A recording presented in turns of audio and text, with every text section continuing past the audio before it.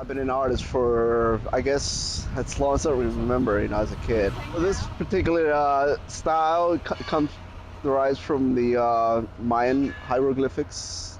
It was a little bit of a challenge just because there's a door behind me. I don't know if you can see it, but there's a lock and a handle. But other than that, I made it work.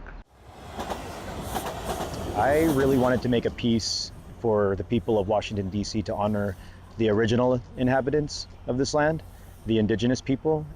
Well, I'm actually Apache Indian, and my tribe comes from the Southwest, and my work's really influenced by textiles and pottery. Lately, we're inspired pretty much by our community and about what's going on either in our community or around the world. We both have our independent art careers, but we also do a lot of work together. It's all about sharing what we know and sharing our art, not just for a big gallery or like in a fancy restaurant or something. It's an annual festival, and the art is somewhat ephemeral, where it's not going to be there next year. So you're always excited to see what's going to be painted that year, and make sure you're there. If you're there for the creation of the artwork, it's also really cool. My parents got divorced when I was 14, and after that I kind of like dove into art. It was just a way to work through a lot of emotions. It kind of grew over the last 2 years, like a lot, very fast. And yeah, now I'm here doing a mural for the first time. It's insane. So I knew I wanted to paint cute animals, and that's like, I knew that. I started working on the background, but right now I'm just winging it, kind of.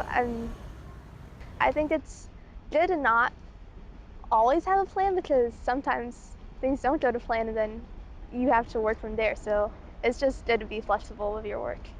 I also wanted to incorporate aspects of my Asian heritage, which is why I painted cranes on the background over there. I think the two just represent my grandma and my grandfather. And this year, I was, good pals with Kelly, who is the director of the DC powwow, and he had mentioned that AARP was interested in sponsoring, and had pitched the idea of an artist collaborating with a senior citizen. And I had the perfect person in mind. Senior citizen, yes. This is my father-in-law here. Right. Yeah. He does the high parts. I don't get on Right, ladders. no ladders. I don't for get him. on ladders anymore. Yeah, so I make No, sure to that's- take care of the stuff up top.